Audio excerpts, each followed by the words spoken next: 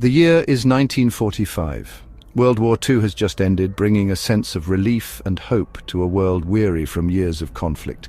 In a small, unassuming village in Upper Egypt near the town of Nag Hammadi, a humble farmer named Mohammed al-Saman is about to make a discovery that will reverberate through the halls of history and change our understanding of early Christianity. While digging for fertilizer, al-Saman stumbles upon a large, sealed jar buried deep in the soil. Inside this jar, he finds 13 ancient codices, each bound in leather and remarkably well preserved. Little does he know, these books contain a treasure trove of lost gospels and scriptures, hidden from the world for over 1,500 years, waiting to be rediscovered. These are not the familiar gospels of Matthew, Mark, Luke, and John. These texts are different, offering new insights and perspectives. They are the Gnostic Gospels, a collection of texts that offer a different perspective on Jesus and his teachings, often emphasizing mystical knowledge and inner enlightenment. The discovery of the Nag Hammadi Library, as it came to be known, sent shockwaves through the world of biblical scholarship, challenging established narratives. It challenged long-held beliefs about the early Christian church and opened up new avenues of research into the origins of Christianity, sparking debates and discussions among scholars.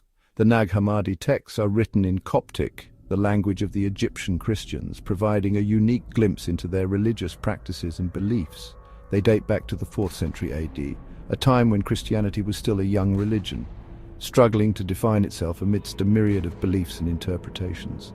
The discovery of these texts provides a fascinating glimpse into a time when Christianity was more diverse and multifaceted than we often imagine, revealing a rich tapestry of beliefs and practices. The term Gnostic comes from the Greek word gnosis, meaning knowledge.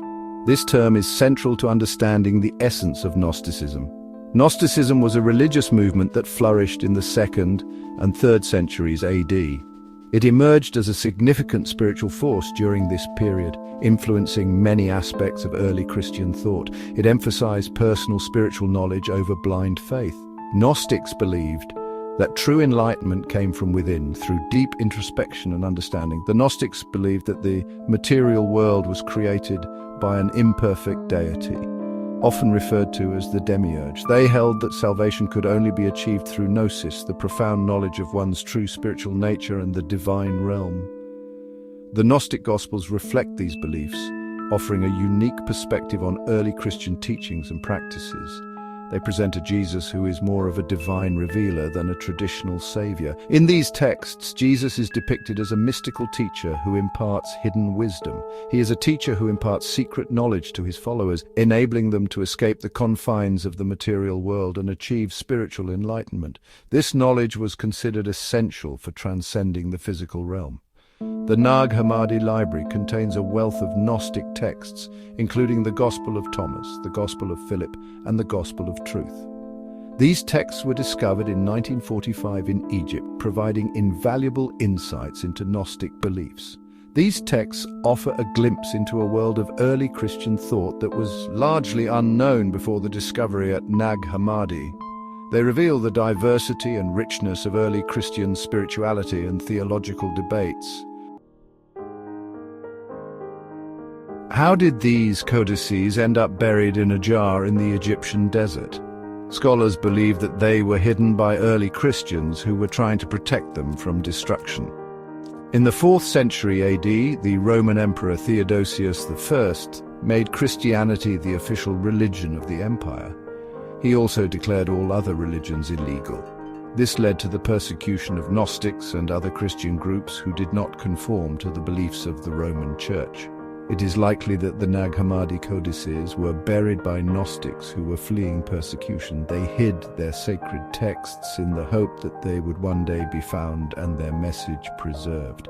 The codices remained hidden for centuries, their existence unknown to the outside world. It was only through a stroke of luck that Mohammed al-Saman stumbled upon them in 1945. Of all the texts found at Nag Hammadi, the Gospel of Thomas is perhaps the most intriguing. This ancient manuscript discovered in 1945, has captivated scholars and theologians alike with its profound and often cryptic sayings. Unlike the canonical Gospels, which narrate the life and teachings of Jesus in a traditional biographical format, the Gospel of Thomas is a collection of 114 sayings attributed to Jesus. These sayings are presented without any narrative context, making them unique and sometimes challenging to interpret. These sayings are often enigmatic and open to multiple interpretations. Some are similar to those found in the New Testament, while others are entirely unique, offering fresh insights into the spiritual teachings of Jesus. Some scholars believe that the Gospel of Thomas may be one of the earliest written accounts of Jesus' teachings, possibly predating the canonical Gospels. This has led to intense debates about its significance and authenticity. Others argue that it represents a later, more developed form of Gnosticism, reflecting a different strand of early Christian thought. This perspective suggests that the Gospel of Thomas was influenced by Gnostic beliefs and practices. Regardless of its origins, the Gospel of Thomas offers a unique and valuable perspective on the teachings of Jesus. It challenges us to think more deeply about the diversity of early Christian beliefs and the ways in which these beliefs were recorded and transmitted.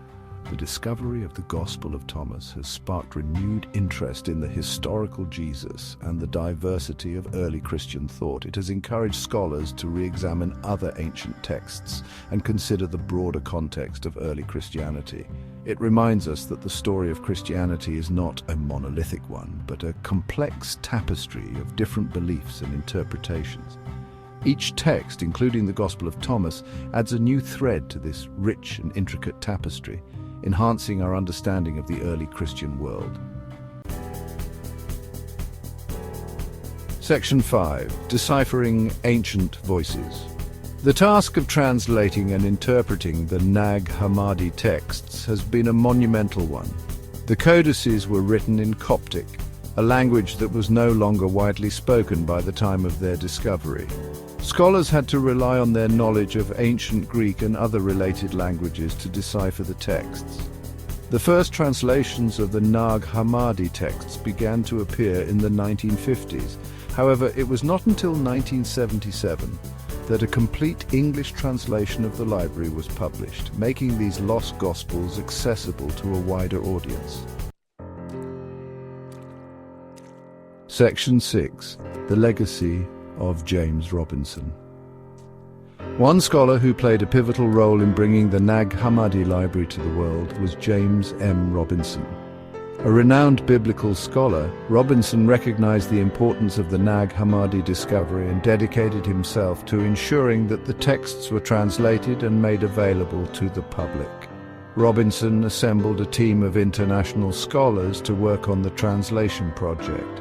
He also established the Institute for Antiquity and Christianity at the Claremont Graduate University in California, which became a center for the study of the Nag Hammadi texts and other early Christian writings. Section 7. Treasures of the Coptic Museum. Today, the Nag Hammadi codices are housed in the Coptic Museum in Cairo, Egypt. The museum, which houses the world's largest collection of Coptic artifacts, is a testament to the rich history of Christianity in Egypt. The Nag Hammadi codices are on permanent display at the museum, allowing visitors from around the world to view these ancient texts and learn about the fascinating history of Gnosticism and early Christianity. Section 8. Dating the Nag Hammadi texts. Scholars have used a variety of methods to date the Nag Hammadi texts, including paleography, which is the study of ancient handwriting, and radiocarbon dating. The codices themselves date back to the 4th century AD. However, the texts they contain are believed to be much older, possibly dating back to the 1st or 2nd century AD. The dating of the Nag Hammadi texts is significant because it suggests that Gnosticism was a much earlier and more widespread movement than previously thought. It challenges the traditional view of early Christianity as a monolithic religion and suggests that there was a greater diversity of beliefs and practices in the early church than previously recognized. Section 9. A new understanding of early Christianity. The discovery of the Nag Hammadi library has had a profound impact on our understanding of early Christianity. It has revealed a hidden chapter in the history of the Christian faith, a chapter that had been lost for centuries. The Nag Hammadi texts provide us with a glimpse into a time when Christianity was still a young and evolving religion, a time when different groups were vying for influence and different interpretations of Jesus' teachings were being debated.